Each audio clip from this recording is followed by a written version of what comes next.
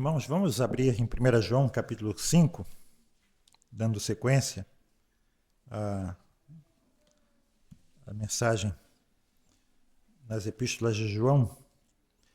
É interessante, eu lá de Belo Horizonte assisti a mensagem do Henrique e eu lembrei do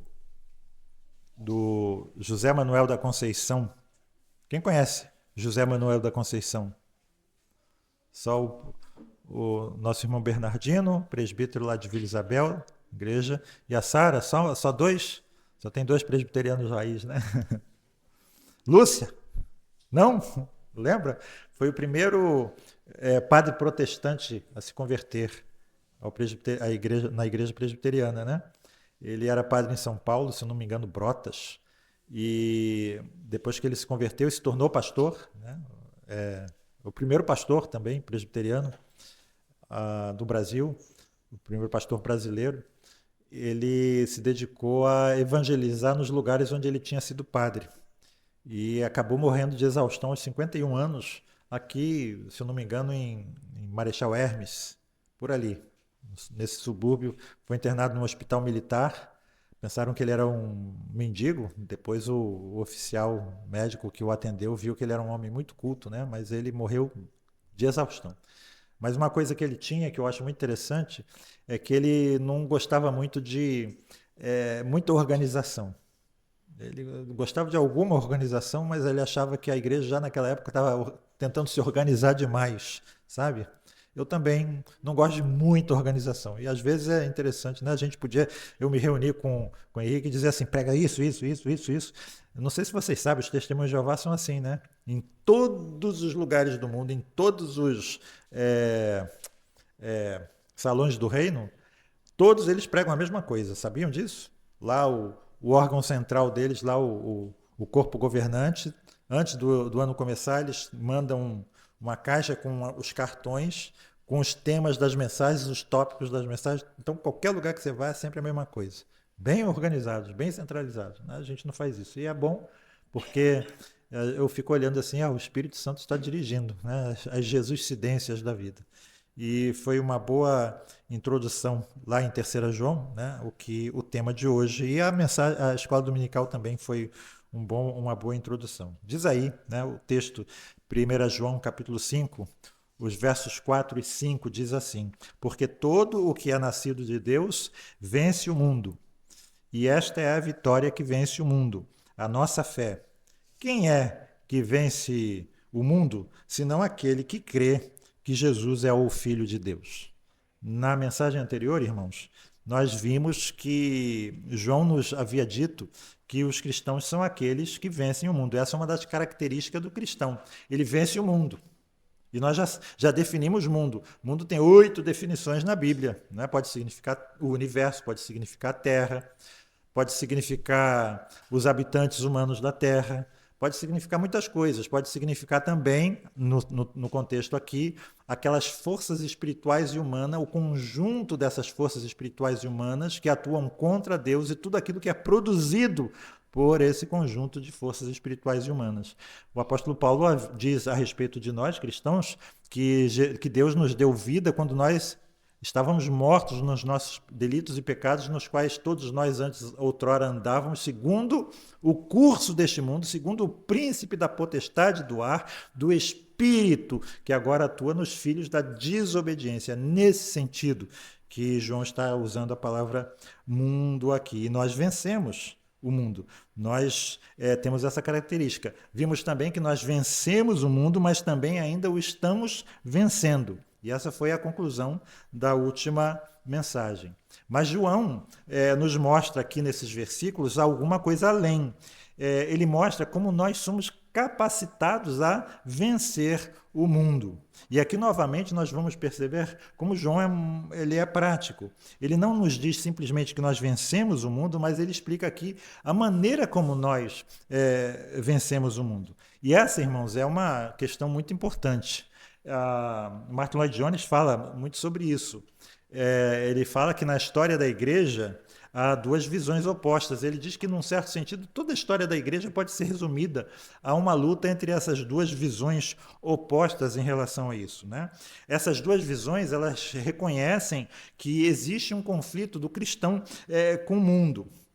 Por outro lado, nós sabemos que aquelas pessoas que estão mortas, espiritualmente falando, né, elas não sentem a existência desse conflito, não têm consciência, mas a partir do momento em que elas são vivificadas em Cristo, elas se tornam conscientes da existência desse conflito. O apóstolo Paulo diz, Efésios 6:12, a nossa luta não é contra seres humanos, mas contra os poderes, contra as autoridades, contra os dominadores deste mundo de trevas, contra as forças espirituais do mal nas regiões celestiais. Por isso, essa tem sido a grande questão. Como nós devemos lutar e vencer o mundo? E existem duas grandes respostas aqui. Primeiro, a resposta monástica, que vem do catolicismo, e também a segunda resposta, que é a resposta evangélica. Vocês já sabem, né, que essa resposta monástica não é bíblica. Mas existe algo muito positivo que devemos aprender aqui do movimento monástico. É que o movimento monástico claramente reconheceu que o mundo é algo que deve ser combatido, né? Então, reparem que, num certo sentido, um monge que está lá tentando se separar do mundo, vivendo no mosteiro, porque ele percebe que existe uma luta da fé, ele pode estar mais perto da verdade do que um evangélico presunçoso, autoindulgente, satisfeito consigo mesmo, que nunca deu real importância a essa luta que precisa ser travada contra o mundo. Então, dito isso, nós vemos que a essência da visão monástica de batalhar contra o mundo é essa, se retirar dele, né? Exercitar a força de vontade pela obediência a uma série de regras e de regulamentos que tem como objetivo afligir o corpo. Nós vemos isso muito em Martinho Lutero, né? Que jejuava prolongadamente, que no inverno ficava com pouca roupa, que dormia num catre sem colchão, que usava um cinto de silício, né? Um pano bem grosseiro que espetava e que esfolava o corpo, podia usar na barriga, podia usar na coxa, para sentir dor, para sofrer, né? Dormia pouco, ou seja, o objetivo era afligir o corpo para vencer o mundo, porque o mundo é tão insinuante, dizem eles, que nós precisamos, né, sair dele, nos retirar dele. Então essa é a essência do movimento monástico. Os monges, deliberadamente, nesse sentido físico, eles tentam sair do mundo para se dedicar ao que a gente chama, como nós vimos, essa vida religiosa, né? Passando o tempo meditando, orando, jejuando e fazendo o corpo sofrer. O que nós podemos dizer dessa visão monástica? Primeiro, irmãos, que é alguma coisa que eles mesmos dizem que não é para todo mundo fazer, né? Que existe um pressuposto de que esse tipo de vida é um tipo de vida a quem só alguns homens especiais podem se dedicar. E eles dividem, então, os homens em dois grupos, vocês sabem, né? Aqueles que permanecem no mundo cuidando dos seus negócios, no seu trabalho, que é o cristão comum, e é o santo, que abraça a sua vocação religiosa como uma ocupação de tempo integral. Então, às vezes você vê aqueles que não têm a auréola e aqueles que têm a auréola nos quadros antigos, né? Aliás, uma das coisas que os pintores protestantes fizeram foi tirar essas auréolas, né? Não existem auréolas em quadros protestantes. Mas reparem que esse conceito de como vencer o mundo, que é algo só para certas pessoas especiais e não para o cristão comum, é um conceito totalmente antibíblico. Nós não encontramos essa divisão entre crentes comuns e especiais no Novo Testamento. Da mesma forma como nós aprendemos na classe de Novos Membros, a Bíblia não divide os cristãos entre aqueles que são batizados com o Espírito Santo e aqueles que não são batizados com o Espírito Santo. As instruções do Novo Testamento são para todos os cristãos e não para algumas poucas pessoas especiais chamadas santas. Esse é o primeiro ponto. O segundo ponto um erro do movimento monástico é que ele esquece que o mundo não está apenas fora de nós, né? Mas também dentro de nós, como nós chamamos, nos fiapos da nossa velha natureza decaída, e que nós já aprendemos pelo estudo do Catecismo de Westminster, que existem coisas dentro de nós, fiapos da nossa natureza, que se assemelham à natureza do próprio diabo. Está dentro de nós. Então, é um erro muito grave pensar que nós podemos vencer o mundo nos retirando dele. Porque mesmo que a gente vá para um convento, para um mosteiro, o mundo ainda vai estar nos acompanhando dentro de nós. Basta ver, irmãos, as coisas horríveis que muitas vezes acontecem dentro desses lugares, dentro das paredes desses lugares, né?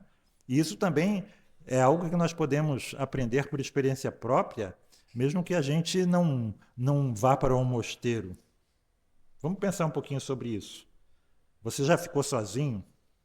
Já ficou isolado em algum lugar em determinadas épocas?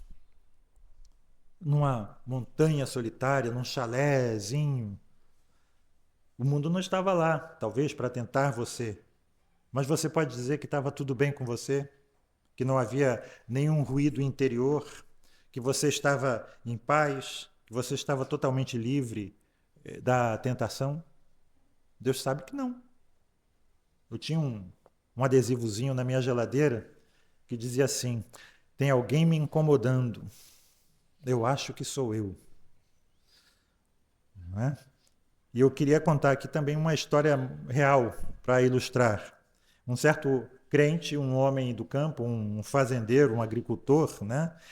Cristão, né? Ele sentindo muito fortemente a sua natureza humana pecaminosa, decaída, ele decidiu que iria passar um dia inteiro sozinho no alto de um monte perto de casa, orando e jejuando para derrotar o velho homem de uma vez por todas, derrotar essa natureza decaída de uma vez por todas, lidar com esse demônio interior de uma vez para sempre, matar o velho eu. E ele foi lá, subiu o monte e passou lá o dia em angústia, em lágrimas, em oração, em jejum, implorando que Deus o livrasse das suas inclinações pecaminosas. E no final da tarde, aquele homem disse que começou a sentir uma paz muito grande e concluiu que havia conseguido a vitória que ele almejava. Ele sentiu que havia sido liberto e, cheio de alegria, ele começou a descer o monte. E chegando lá no pé do monte, ele viu alguns vizinhos agricultores terminando o dia de trabalho, um dia árduo de trabalho no campo, né? Terminando lá de carregar o feno para o gado, com as roupas sujas de terra, as mãos sujas de terra, e olhando aquelas pessoas que estavam terminando o dia, ele começou a pensar consigo mesmo, ele se viu pensando consigo mesmo o seguinte: graças a Deus, eu passei o meu dia muito melhor do que o deles. E enquanto eles ficaram envolvidos com essas coisas mundanas, materiais e terrenas, que se perderão aqui neste mundo, eu estive dando atenção à minha alma. E naquele exato momento, ele descobriu que o inimigo que ele pensava que tinha derrotado para sempre no alto da montanha ainda estava lá dentro dele, lá no pé da montanha. Né? Ele descobriu que podia passar o dia no topo de uma montanha, mas não poderia se livrar do mundo. Ele está dentro de nós. Nenhum retiro, nenhuma vigília, nenhum choro, nenhum manaim, né? Pode arrancar de dentro de nós esses fiapos da velha natureza. Essa é a história, como eu disse, de Martinho Lutero. Tentou, e quanto mais ele tentava, mais ele via que o velho homem estava lá, firme e forte dentro dele. Aliás, tem uma frase atribuída a Martinho Lutero, né, que diz: eu pensei que o velho homem tinha morrido nas águas do batismo, mas descobri que o infeliz sabia nadar. Agora tenho que matá-lo todos os dias. Né? Então, irmãos, afastar-se da sociedade e entrar no mosteiro não vai nos livrar do mundo no sentido do Novo Testamento. E vamos aqui parar e olhar a vida do próprio Senhor Jesus. Nós temos nele um homem que venceu o mundo. E mesmo assim, nós vemos que ele não venceu o mundo fugindo do mundo. Ele estava no mundo, ele se misturava com as pessoas. E que pessoas com as quais ele se misturava? Ele foi mal entendido por causa disso. Os fariseus olhavam para ele e diziam: ele não pode ser um profeta porque ele é um amigo de publicanos e de pecadores. Ele não se separa dessas pessoas que transgridem a lei. Mas, então, vemos não só nos ensinos de Jesus e nos ensinos do Novo Testamento, mas também no exemplo de Jesus, que a maneira de vencer o mundo não é nem mecânica e nem geográfica, não é uma questão de se retirar do mundo e de se submeter a uma série de regras, né, antibíblicas. E qual é a visão, então, evangélica, que podemos chamar também de visão bíblica com relação a essa questão? Como que nós podemos realmente chegar a uma condição de vencer o mundo? E João nos diz aqui que existem duas coisas que nós precisamos saber com relação a esse assunto. A primeira coisa é que nós vencemos o mundo por causa de alguma coisa que nos aconteceu no princípio. Nós vimos que os cristãos são aqueles que venceram e ainda estão vencendo. Mas como? Não existe, mais uma vez, nada sobre nos retirar da vida, né? Assumir uma vida dita religiosa como vocação, esconder-se atrás do muro, ficar enclausurado. João está nos dizendo que foi algo que aconteceu conosco, que é a causa da nossa vitória. E o que aconteceu? João nos diz aí que os cristãos vencem o mundo porque são nascidos, ou porque são gerados de Deus. O que é nascido de Deus vence o mundo. E aqui nós precisamos, irmãos, prestar muita atenção para a ordem que João coloca essas coisas. Ele coloca em primeiro lugar o novo nascimento. Ele coloca em segundo lugar, depois do novo nascimento, a fé. E em terceiro lugar, ele coloca a fé no Senhor Jesus. Essa é a ordem bíblica e não pode ser alterada. Primeiro nós nascemos de novo, com o novo nascimento surge a fé, e em seguida nós depositamos, direcionamos essa fé no Senhor Jesus. Então, o que João está nos dizendo é que quando nós fomos gerados de Deus, quando esse novo nascimento foi operado, como diz o apóstolo Paulo, quando nós estávamos ainda mortos nos nossos delitos e pecados, uma nova vida nos foi dada, e com essa nova vida, uma nova disposição, uma nova atitude, uma nova maneira de ver todas as coisas. A visão católica ignora o novo nascimento.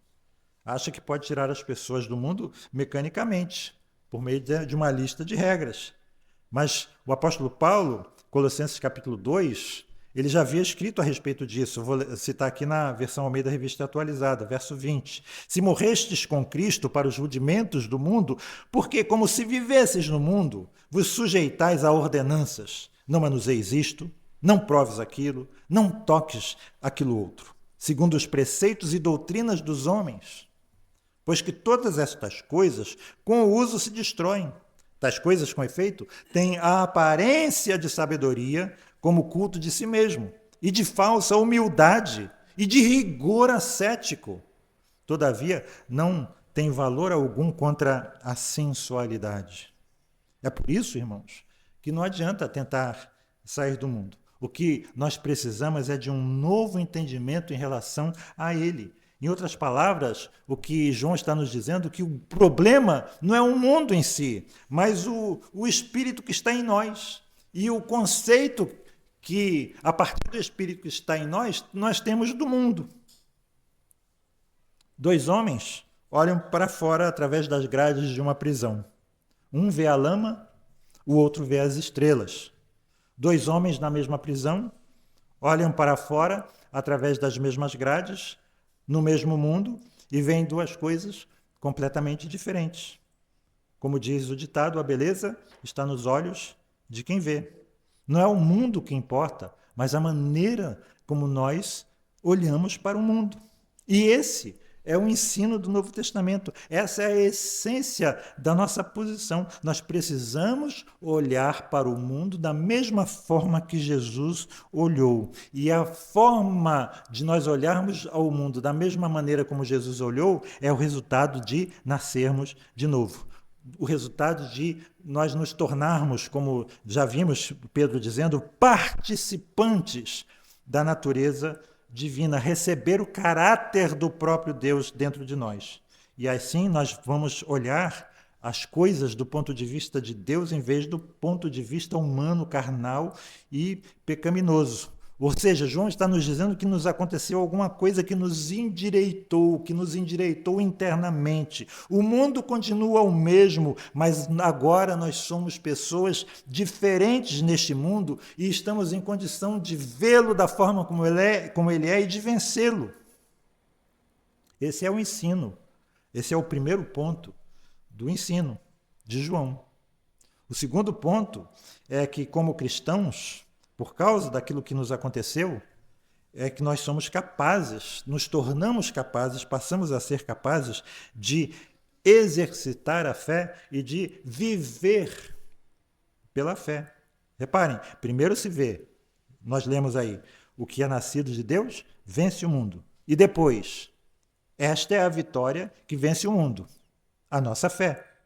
Em outras palavras, o novo nascimento nos dá essa faculdade da fé, nos capacita a exercitar a fé e viver pela fé.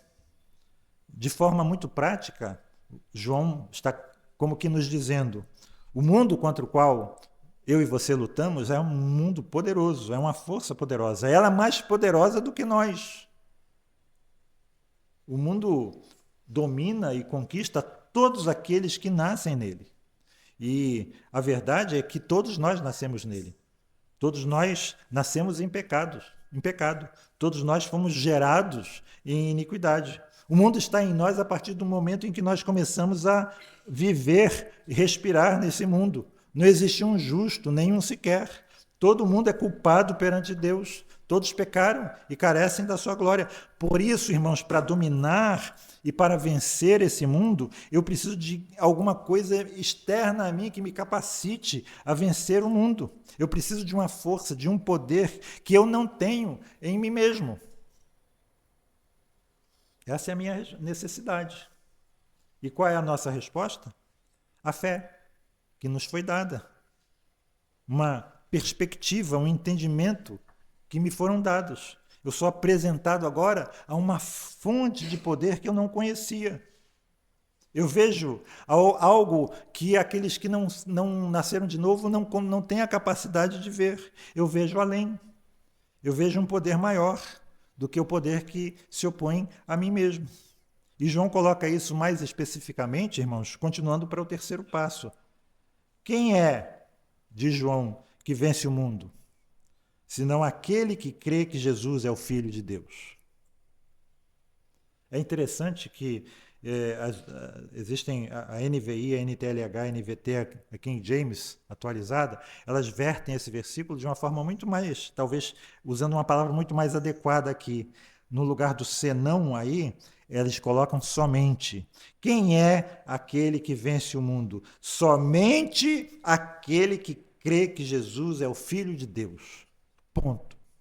É só aquele que crê que Jesus é o Filho de Deus. Em outras palavras, irmãos, o que faz que você e eu vençamos o mundo, aquilo que nos habilita a vencer, e isso de modo cada vez mais crescente, é o nosso relacionamento com o Senhor Jesus Cristo, por meio da sua obra, por meio de tudo aquilo que ele já realizou por nós, por meio daquilo que ele já terminou de fazer. Esse é o ensino referente a esse assunto, irmãos. Não se trata de cumprir determinado número de regras, não se trata de força de vontade, não é nada disso. Mais uma vez, foi contra essas ideias que o apóstolo Paulo escreveu o capítulo 2 de Colossenses. Ele diz lá, de muitas formas, é inútil, são recursos humanos. É o velho homem ditando as regras e não o novo homem. Ele diz que tudo aquilo que nós precisamos está no Senhor Jesus. Ele diz No capítulo 2, algumas frases. Pois em Cristo habita corporalmente toda a plenitude da divindade. Ele diz, em outro lugar, do capítulo 2, nele somos completos. Ele acrescenta, Jesus é a cabeça. Tudo vem dele. Por isso, em outras palavras, o apóstolo Paulo concluiu o capítulo 2, cuidado com as falsas filosofias, cuidado com os falsos ensinos, cuidado com aquilo que desvia você do seu relacionamento com Cristo, cuidado com o ascetismo, cuidado com as tentativas mecânicas de vencer o mundo, é inútil. Tudo que nós precisamos, tudo que você precisa está escondido em Cristo Jesus. E João está aqui nos dizendo, irmãos, a mesma coisa. Quem é o homem que vence o mundo? Somente aquele que crê que Jesus é o Filho de Deus. Ele viu que Jesus é o Cristo, ele viu aquilo que Jesus fez, ele confia na sua obra perfeita e acabada. Esse, irmãos, é o princípio que nós temos que aprender. Se eu estou num relacionamento correto com Jesus, eu vou ser cada vez mais atraído para ele, por ele mesmo. E o que me torna corretamente relacionado com ele é que eu nasci de novo. Somente quando nós recebemos essa nova vida, esse novo nascimento, é que nós somos capazes de reconhecer a Cristo, é que nós somos capazes de crer nele, é que somos capazes de exercitar a fé nele, é que somos capazes de descansar nele e obter os recursos plenos que estão escondidos em Cristo Jesus à nossa disposição. Nós não precisamos nem devemos fugir desse mundo. Nós não precisamos sair do nosso trabalho, largar a nossa profissão, nos fechar numa cela. Não precisamos, não devemos de forma nenhuma nos adaptar a regras mecânicas que às vezes podem nos dar satisfação temporária e passageira. Precisamos olhar para Cristo. Como diz um grande homem de Deus, o cristianismo está de pé ou cai, na medida que o próprio Jesus está de pé ou cai dentro de cada um de nós. Que Deus nos abençoe, irmãos. Amém. Pai Celeste, ao nos preparar, Senhor Deus, para a mesa do Senhor, que possamos avaliar tudo aquilo que nós temos aprendido do Senhor. Se nós realmente podemos ouvir a Tua voz através da mensagem do Evangelho, nós realmente, ao comer do pão, ao beber do cálice, símbolos do seu corpo e do seu sangue, nós verdadeiramente teremos comunhão com o Senhor. Se nós não estamos aprendendo, Senhor Deus, ouvindo as Tuas palavras, Senhor Deus, através do Teu Evangelho, tudo aquilo que vamos fazer é comer pão da padaria, Senhor Deus, é beber um cálice de vinho, mais nada, Senhor. Por isso, nós te pedimos, imploramos, acompanha, faz acompanhar com o poder do Teu Santo Espírito a pregação do Teu Evangelho, Senhor Deus. Dá-nos, Senhor Deus, olhos para ver e ouvidos para ouvir. Abençoa, Senhor Deus, o Teu povo com a capacidade de dia a dia, Senhor Deus, negar-se a si mesmo, tomar a sua cruz para segui-lo. Abençoa, Senhor Deus, o Teu povo com a capacidade de fato, vencer o mundo, principalmente aqueles fiapos do mundo que ainda permanecem dentro de nós, Senhor Deus. Que possamos realmente combater esse bom combate a cada dia das nossas vidas, Senhor Deus. Dá-nos essa capacidade de olhar acima de qualquer outra coisa para nós mesmos, para que nós cuidemos da nossa própria vida, para que nós nos avaliemos com muito critério, para que realmente depois tenhamos olhos para ver e para tratar do pecado alheio, Senhor Deus. Que possamos tratar primeiro do nosso, para depois tratar do alheio, Senhor Deus. Que a Sua palavra seja espada de dois gumes para nos avaliar a nós mesmos, Senhor Deus, para discernir os pensamentos e intenções mais ocultas do nosso próprio coração, Senhor. Ajuda-nos, Pai, a que usemos, Senhor Deus, todos esses recursos, primeiramente com relação à nossa própria vida, para assim sermos capazes, Senhor Deus, de estar possuídos de amor e de sabedoria para nos admoestarmos mutuamente. Que assim seja, Senhor Deus, para a glória, para a honra, para o louvor do Teu santo nome e para o progresso da Tua igreja, do Teu reino neste mundo. No nome de Jesus. Amém e amém.